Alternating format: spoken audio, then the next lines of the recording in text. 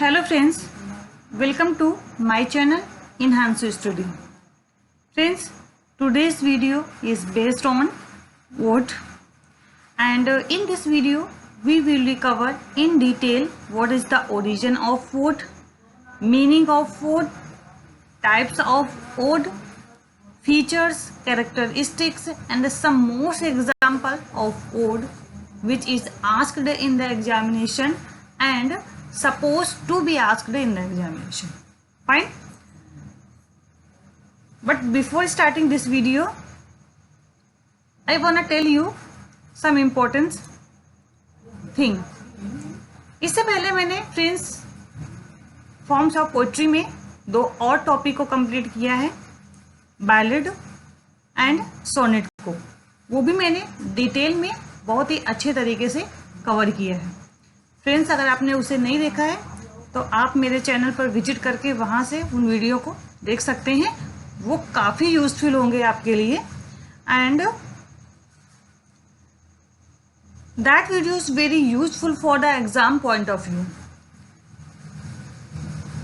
अगर आप जीआईसी की प्रिपरेशन कर रहे हैं, टीजीटी, पीजीटी की तैयारी कर रहे हैं, तो ये जो मैंने सीरीज स्टार्ट की है फॉर्म्स ऑफ पोइट्री में, ये आपको बहुत हेल्प करेगी. एंड जो भी इस वीडियो में मैं आपसे डिस्कस करूं, उनका आप एक प्रॉपर नोट्स बना लीजिए इन सीक्वेंस में और उनको रिवाइज करते रहिए, जिससे कि एग्ज़ाम में वो काफ़ी हेल्पफुल होंगे आपको. फाइन. तो आइए हम स्टार्ट करते हैं आज का video. In this slide, we will be discuss definition of ode, origin of ode, from where the word ode is derived. First point is the ode is a special kind of lyric, more dignified, stately, and elaborate than the simple lyric. If you talk about the ode, it is a type of lyric. ये lyric का types है, but it's more dignified than lyric. Ode की बात करें तो ये lyric के comparison में ज़्यादा डिग्निफाइड होता है. एलाबोरेट का मतलब होता है कि इसमें जो भी इवेंट्स को प्रेज किया जा रहा है, डिस्क्राइब किया जा रहा है, उसे विस्तार पूर्वक बताया जाता है. जबकि लिरिक में इतना डीपली और कॉम्प्रिहेंसिव तरीके से डिस्कस नहीं किया जाता है. तो ये एक डिफरेंस होता है ओड और लिरिक में. Next point, like lyric it also originated in ancient Greece. Lyric का भी जो ओरिजिनेशन ग्रीक से हुआ था, in the same way ode is also originated in ancient Greek. Greek poet Pindar was the first to write odes. If the question was asked in examination, who is the first poet to write odes, तो answer आपका होगा पिंडार. यानी Greek poet Pindar ने first time odd को लिखा था. And later on the form was practiced by certain modifications by Roman poet Horace. और जो पिंडार के द्वारा जो भी फॉर्म यूज किया गया था, उसमें कुछ मॉडिफिकेशन के साथ ओड को कंपोज किया गया और उसका नाम दिया गया Horatian ode. Modification Roman poet Horace के द्वारा किया गया था. दैट्स वाई इसे होरेशियन ओड कहा जाता है. पिंडार ने जो ओड लिखा था उसका नाम था पिंडारिक ओड, यानी पिंडार के नाम पर पिंडारिक ओड एंड होरेश के नाम पर होरेशियन ओड दिया गया था. तो इस तरीके से लिटरेचर में दो टाइप्स के ओड का ओरिजिनेशन हुआ. First is Pindaric ode and second is Horatian ode. The word ode is simply Greek word for song. ये ग्रीक वर्ड से लिया गया है और जिसका मतलब होता है song. It was used by Greeks for any kind of lyric words. यानी ग्रीक के द्वारा लिरिक को सबसे ज़्यादा यूज किया जाता था, और ओड को भी फर्स्ट टाइम जो लिखने का क्रेडिट है वो ग्रीक पोएट पिंडार को ही जाता है। सबसे ज़्यादा इंग्लैंड में ओड पॉपुलर हुआ था और इसका ओरिजिनेशन ग्रीस में हुआ था। तो ये तीनों पॉइंट्स आपको रिमेंबर करने हैं। For any song sung with the lyre और to the accompaniment of some dance, यानी जब हम ओड को कंपोज करते हैं तो उसमें म्यूजिक होता है और उसके साथ ही साथ अकॉम्पनीमेंट होता है डांस का, यानी ये दोनों फॉर्म को अप्लाई किया जाता है ओड में और इस तरीके से ओड को कंपोज किया जाता है। तो फ्रेंड्स, आई होप आपको ये स्लाइड अच्छे से क्लियर हो गई होगी। नेक्स्ट स्लाइड में हम एक बेसिक सा डिफरेंस समझेंगे कि ओड और लिरिक में डिफरेंस क्या होते हैं, जिससे कि आपके जो भी डाउट्स होंगे related to ode and lyric वो क्लियर हो जाएंगे। फाइन, तो आइए हम प्रोसीड करते हैं नेक्स्ट स्लाइड की ओर। Differences between ode and lyric. Here there are definition of lyric and ode. पहले हम लिरिक को समझेंगे। A lyric poem is generally short and expresses deep personal feelings. यानी अगर हम लिरिक की बात करें तो ये एक शॉर्ट पोएम होती है, इसमें डीप पर्सनल फीलिंग को एक्सप्रेस किया जाता है। यानी यहाँ पर फीलिंग की अगर बात करें तो सिंगर की हो, पोइट्स की हो या फिर स्पीकर की पर्सनल फीलिंग पर ज़्यादा एम्फेसिस किया जाता है। लिरिक पोएम्स में बी संग और एकम्पनीड बाय म्यूजिक, यानी लिरिक पोएम को म्यूजिक के साथ गाया जाता है, but is not compulsory to sit the music, यानी म्यूजिक का होना कंपल्सरी नहीं है, यानी एब्सेंस में, म्यूजिक के एब्सेंस में ही लिरिक पोएम को कंपोज किया जा सकता है। फाइन, अब हम ओड को समझेंगे। Ode dignified and elaborately structured lyric poem praising and glorifying individual, commemorating an events or describing nature intellectually rather than emotionally. अगर हम ओड की बात करें, ओड डिग्निफाइड होता है, यानी विस्तार पूर्वक डिस्कशन किया जाता है किसी पोएम के बारे में, एंड इसमें एक पर्टिकुलर इवेंट को डिस्क्राइब किया जाता है, प्रेस किया जाता है, एड्रेस किया जाता है, नेचर का डिस्क्रिप्शन किया जाता है, इंटेलेक्चुअली भी किया जाता है एंड इमोशनली भी किया जाता है। यहाँ पर ओड को जब हम डिस्क्राइब करते हैं तो इसे हम इंटेलेक्चुअली एंड इमोशनली दोनों तरीके से डिस्क्राइब करते हैं, बट लिरिक में इमोशनली और पर्सनल फीलिंग को ज़्यादा इम्पोर्टेंट दिया जाता है ओड की अपेक्षा। फाइन, तो ये एक बेसिक डिफरेंस है ओड और लिरिक में। अब फ्रेंड्स, यहाँ पर हम ओड की कैरेक्टरिस्टिक्स को समझेंगे। कैरेक्टरिस्टिक्स जैसे से हमें काफ़ी पॉइंट क्लियर हो जाएंगे। पहला पॉइंट है, it is in the form of an address often to some abstraction. जो पहला पॉइंट है ये क्लियर करता है कि जो ओड्स होता है, ओड में एक ऐसा फॉर्म है जिसमें एड्रेस किया जाता है। फ्रेंड्स, एड्रेस यहाँ पर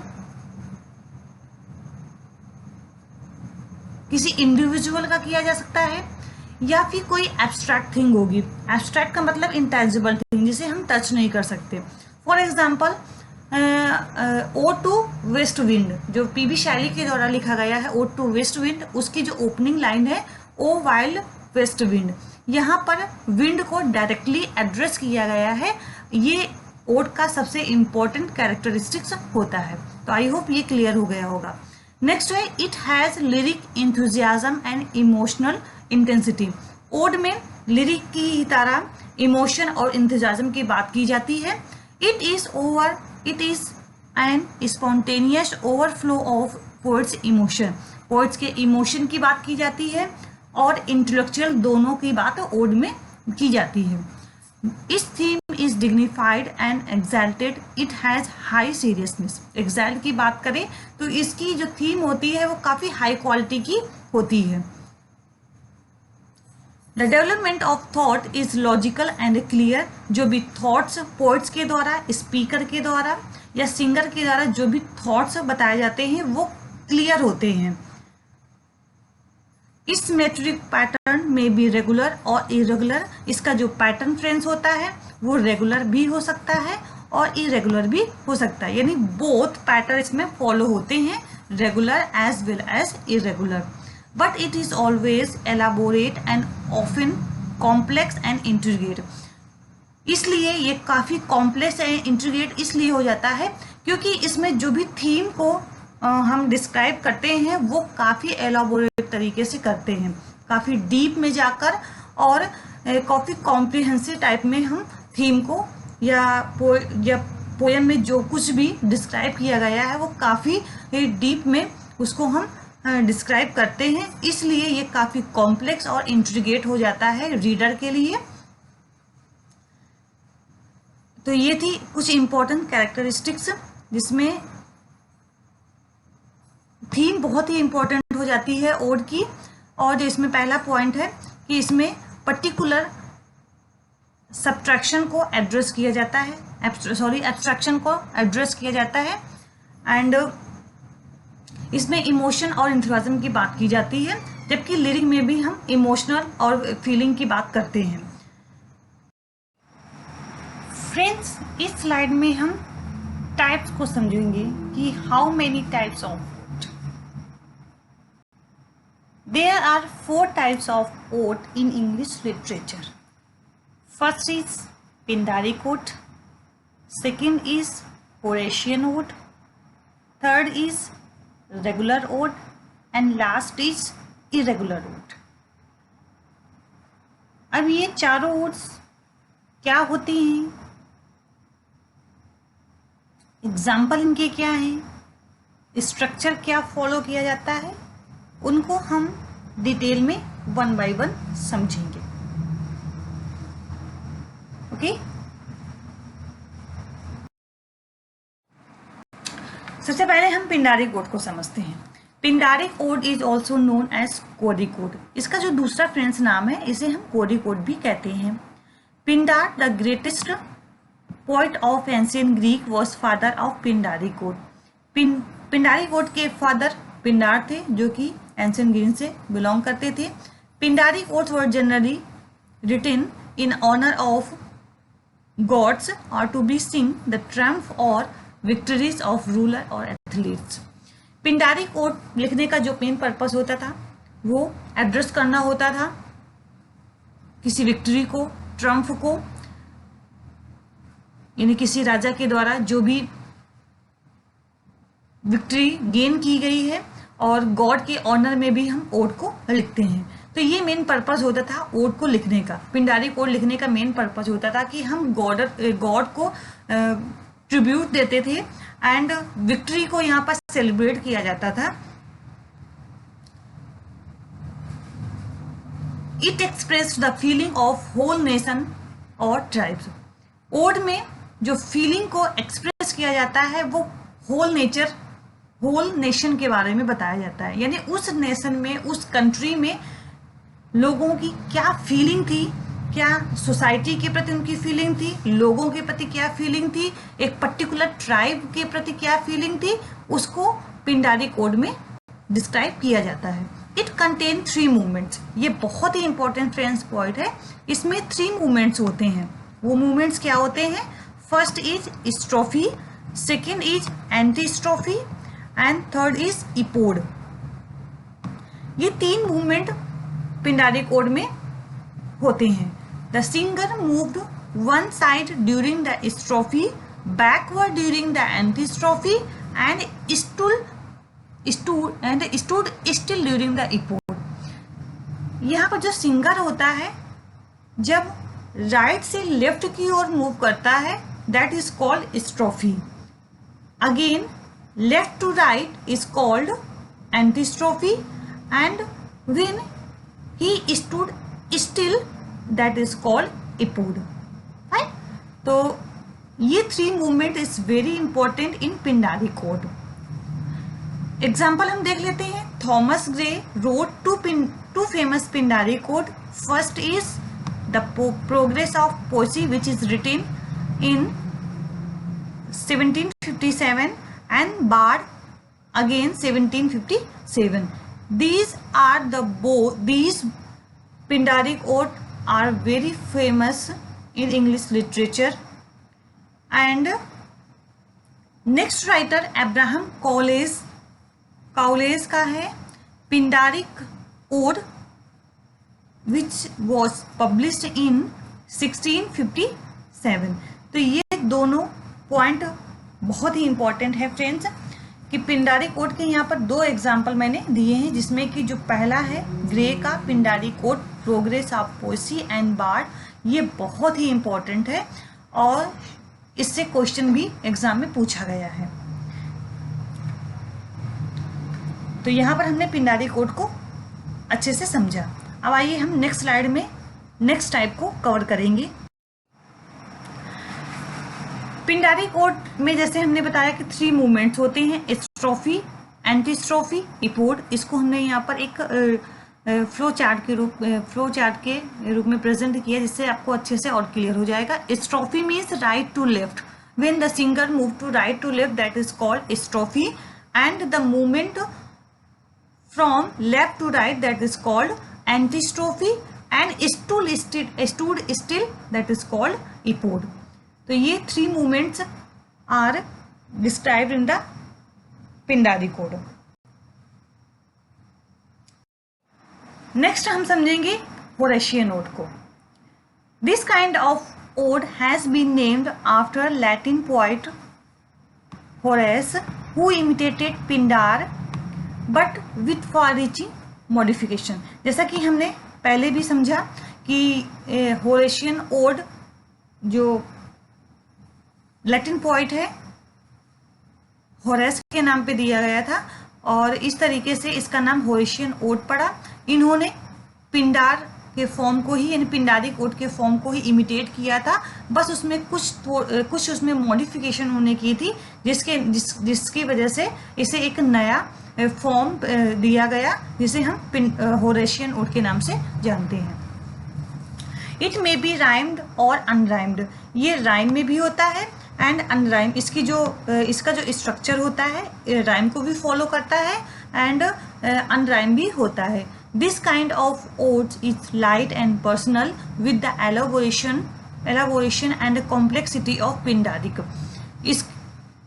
ये जो ओड का ये टाइप है होरेशियन ओड, ये इसमें पर्सनल फीलिंग को ज़्यादा इंपॉर्टेंस दिया जाता है in comparison to Pindaric ode. Example हम देख लेते हैं. कॉलिंस का ode to simplicity and ode to evening. Collins ने 2 ओड लिखे हैं, ode to simplicity and ode to evening. Thomas Gray का ईटन ओड. थॉमस ग्रे ने 2 पिंडारिक ओड भी लिखे हैं जिसे हमने प्रीवियस स्लाइड में डिस्कस किया है. पहला है progress of poesy and the bard. ये दोनों 1757 में फ्रेंड्स लिखे गए थे. नेक्स्ट है वर्ड्सवर्थ का ode to duty. Wordsworth romantic age के पोइट्स हैं और उन्होंने ओड टू ड्यूटी ये होरेशियन ओड लिखा है. फ्रेंड्स हमने जब हम कैरेक्टरिस्टिक्स को समझ रहे थे वहाँ पर मैंने एक वर्ड यूज किया था एड्रेस. ठीक है, तो एड्रेस का मतलब होता है कि जो भी पोएम में यानी ओड में जो कुछ भी बताया जा रहा है वो किसी एक पर्टिकुलर इंडिविजुअल स्पेसिफिकली किसी इनटेंजिबल यानी एब्स्ट्रैक्ट थिंग को डिनोट करता है. तो जैसे कि वर्ड्सवर्थ का जो ओड है ओड टू ड्यूटी, यहाँ पर ड्यूटी एक एब्स्ट्रैक्ट वर्ड है और ये उसी एब्स्ट्रैक्ट वर्ड को एड्रेस कर रहा है, डायरेक्टली एड्रेस कर रहा है, और यही एक काफ़ी इम्पोर्टेंट कैरेक्टरिस्टिक्स हो जाती है ओड की। शैली का ode to west wind, west wind भी डायरेक्टली एड्रेस कर रहा है एब्स्ट्रैक्ट थिंग को। कीट्स का ओड टू नाइटिंगेल, ये होरेशियन ओड के बेस्ट एग्जाम्पल हैं। फ्रेंड्स यहाँ पर एक बात मैं और बताना चाहूँगी कि चाहे शैली का ओड टू वेस्ट विंड हो या कीट्स का ओड टू नाइटिंगेल हो, इसमें पोइट्स ने अपनी लाइफ की जो इवेंट्स थी, जो बहुत ही इम्पोर्टेंट मेमोरी थी, उसको इस पोएम में डिस्कस किया है और इस तरीके से बताया है कि ऐसा लगता है कि यहाँ पर विंड की बात नहीं की जा रही है, यहाँ पर पोइट्स की बात की जा रही है। यही सेम जो थिंग्स है ओड टू नाइटिंगेल में भी, यहाँ पर पोइट्स नाइटिंगेल का डिस्क्रिप्शन तो कर रहा है, नाइटिंगेल के बारे में तो बता रहा है, लेकिन जब हम इस पोएम को पढ़ते हैं तो ऐसा फील होता है कि जैसे पोइट्स अपने बारे में बताने की कोशिश कर रहा है। तो यहाँ पर इनडायरेक्ट तरीके से नाइटिंगेल को प्रेजेंट किया गया है, जबकि जो मेन जो यहाँ पर कन्वर्सेशन है यानी जिसके विषय में यहाँ पर बात की जा रही है वो पोइट्स के बारे में ही बात की जा रही है। तो फ्रेंड्स आई होप आपको यहाँ पर अच्छे से ये सब क्लियर हो गया होगा। अब आइए हम नेक्स्ट स्लाइड में प्रोसीड करते हैं। अब हम समझेंगे रेगुलर ओड। फ्रेंड्स काफ़ी लोगों को ये कन्फ्यूजन होता है कि होरेशियन ओड ही रेगुलर ओड है, और कई बुक्स में होरेशियन ओड को ही रेगुलर ओड भी कहा गया है, बट कुछ ऐसी बुक्स हैं जिसमें कि रेगुलर ओड की डेफिनेशन अलग है और होरेशियन ओड को अलग कंसीडर किया गया है। अगर फ्रेंड्स आपके एग्जाम में क्वेश्चन आता है होरेशियन ओड और रेगुलर ओड से रिलेटेड, तो अभी मैं आपको बताऊंगी कि आपको क्वेश्चन किस तरीके से अटेम्प्ट करना है। पहले हम यहाँ पर पॉइंट को क्लियर कर लेते हैं। The regular odes are based on some scheme of arrangement in stanza, यानी इसकी भी एक पर्टिकुलर स्कीम राइम पैटर्न होता है, स्टैंजा बेस्ड होता है ये। There is uniform metrical arrangement of pattern which followed in whole poem, और ये पैटर्न पूरी होल पोयम में फॉलो किया जाता है, यानी एक मेट्रिकल फॉर्म होता है, वो राइम भी हो सकता है एंड अनराइम भी हो सकता है। तो इसे होल पोयम में उस पैटर्न को फॉलो करते हुए दिखाया जाता है। एग्जाम्पल हम देख लेते हैं पीबी शैली का ओड टू वेस्ट विंड। अब फ्रेंड्स आप यहाँ पर ये कंफ्यूज हो रहे होंगे कि अभी हमने होरेशियन ओड में भी वेस्ट विंड को पढ़ा पीबी शैली का, और यहाँ पर एक एग्जाम्पल और है कीट्स का ओड टू नाइटिंगेल। फ्रेंड्स अगर आपके एग्जाम में क्वेश्चन पीबी शैली का ओड टू वेस्ट विंड और ओड टू नाइटिंगेल से रिलेटेड आता है, अगर उसमें ऑप्शन में रेगुलर ओड दिया है तो आपको रेगुलर ओड भी टिक करना है, और अगर आपका होरेशियन ओड दिया है तो आपको होरेशियन ओड में टिक करना है। ठीक है, तो आई होप यहाँ पर मैंने ये डाउट क्लियर किया है, क्योंकि ऑप्शन में दोनों नहीं होंगे, ना ही रेगुलर, या तो रेगुलर होगा या फिर होरेशियन होगा, दोनों ऑप्शन नहीं दिए होंगे, एक ही ऑप्शन उसमें दिया होगा। अगर रेगुलर दिया है तो आपको रेगुलर में टिक करना है। फाइन, तो एग्जाम्पल हम देख लेते हैं ode to west wind, ode to skylark. ये पीबी शैली के द्वारा ये दो ओड लिखे गए हैं रेगुलर ओड फॉर्म में। नेक्स्ट है ओड टू नाइटिंगेल, कीट्स का ode to nightingale, ode to melancholy, ode to Grecian urn, ode to Psyche, and last है ओड टू ऑटम। ये सारे ओड बहुत ही इम्पोर्टेंट है।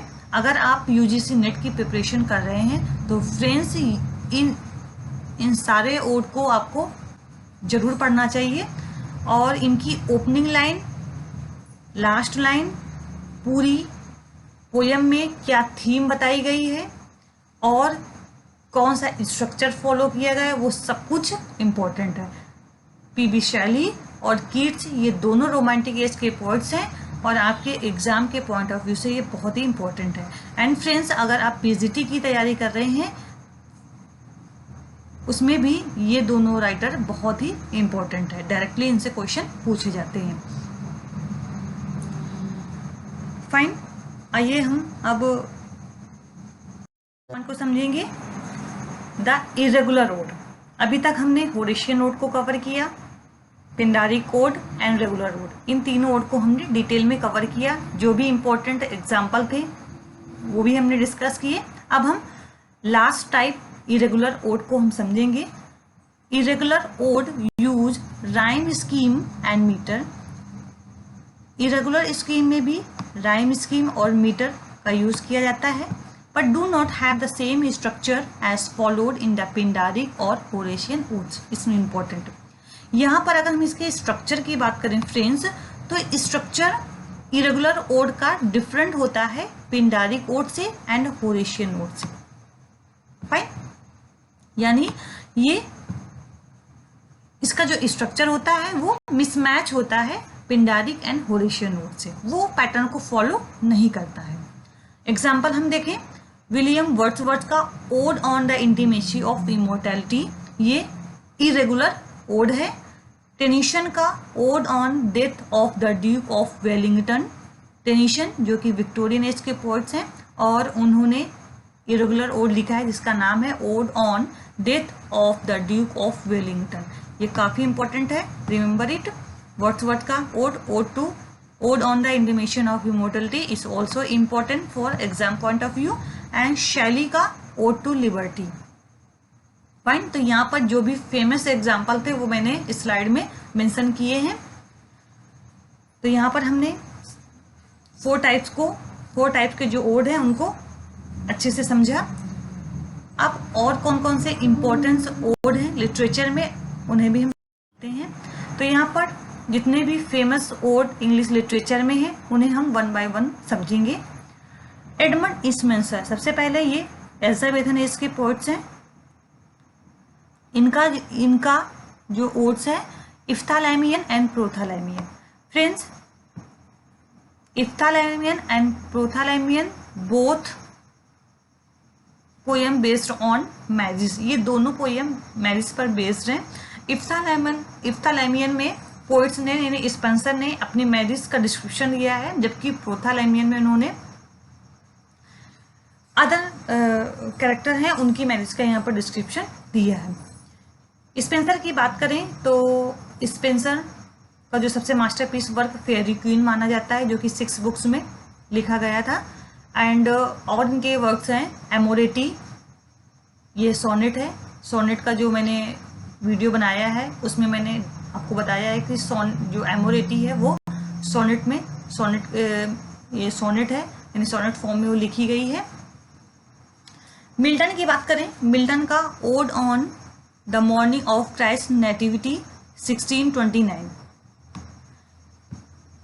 मिल्टन यानी 17th सेंचुरी के बहुत ही फेमस पोइट और इनका सबसे masterpiece work Paradise Lost which is written in 1667 and it was total 12 books. इसमें टोटल 12 बुक्स हैं एंड इसमें बिब्लिकल थीम को फॉलो किया गया है।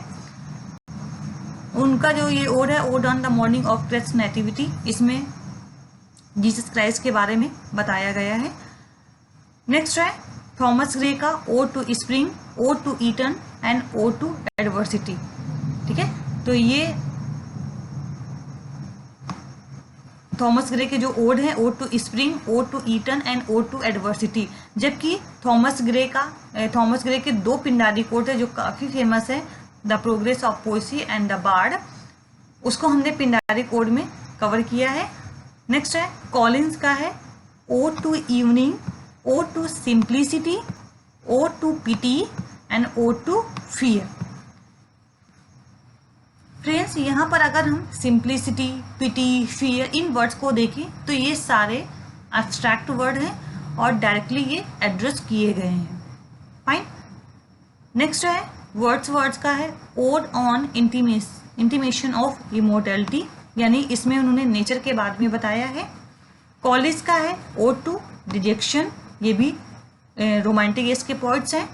वर्ड्सवर्थ, कॉलरिज, पीवी शैली, कीट्स, ये सारे रोमांटिक एज के बहुत ही फेमस पोइट्स हैं। शैली का ओड टू वेस्ट विंड, ये होरेशियन ओड का एक बेस्ट एग्जाम्पल है। टेनिसन का ode on the death of duke of Wellington, ode to memory, ode for the opening of international exhibition 1892, यानी 1892 में ये पब्लिश हुई थी।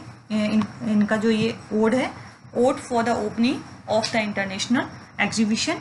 टेनिसन विक्टोरियन एज के फेमस पोइट्स हैं और बहुत ही इन्होंने फेमस वर्क लिखे हुए हैं। प्रिंसेस, जो कि इनका एक मास्टरपीस वर्क माना जाता है। मेमोरियम, ये एक एलजी है। एंड और इनके बहुत ही फेमस वर्क हैं like the lady of Shalott. Next है स्विनबर्ग का Atalanta in Calydon. Next Francis Thompson का हाउंड्स ऑफ हेवन। इस ओनली टाइटल इंपॉर्टेंट, फाइन, तो आपको सिर्फ इसका टाइटल लर्न करना है। नेक्स्ट हॉपकिंस का ode on wreck of Deutschland, तो इसमें भी सिर्फ टाइटल इंपॉर्टेंट है।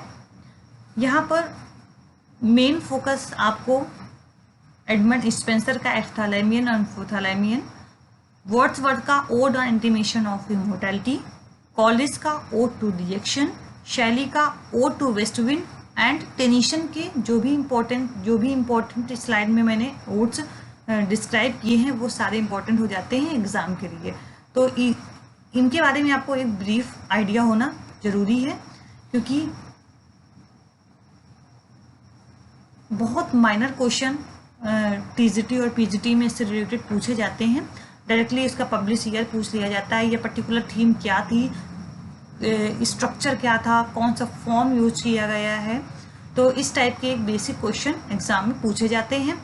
और सबसे इम्पोर्टेंट थिंग है कि आपको इन ओड्स की, जितने भी इम्पोर्टेंट ओड की, उनकी opening line and last line जरूर से जरूर आपको याद रख लेनी है, क्योंकि हमेशा ओपनिंग और लास्ट की लाइन आपके एग्जाम में पूछी गई है और आगे भी पूछे जाने के पूरे चांसेस हैं। फाइन, तो फ्रेंड्स ये था आज का वीडियो। आई होप आपको अच्छा लगा होगा, बट फिर भी अगर कोई भी डाउट्स हैं तो आप कमेंट बॉक्स में पूछ सकते हैं। मैं कोशिश करूँगी कि आपके डाउट्स को क्लियर करने की।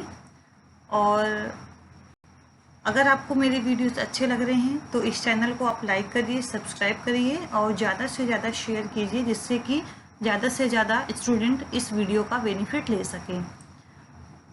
फ्रेंड्स आज के लिए बस इतना ही। नेक्स्ट वीडियो में फॉर्म्स ऑफ पोएट्री में एक और फॉर्म को हम कवर करेंगे, तो इस चैनल से जुड़े रहिए और इस चैनल को ज़्यादा से ज़्यादा शेयर कीजिए। Thank you for watching.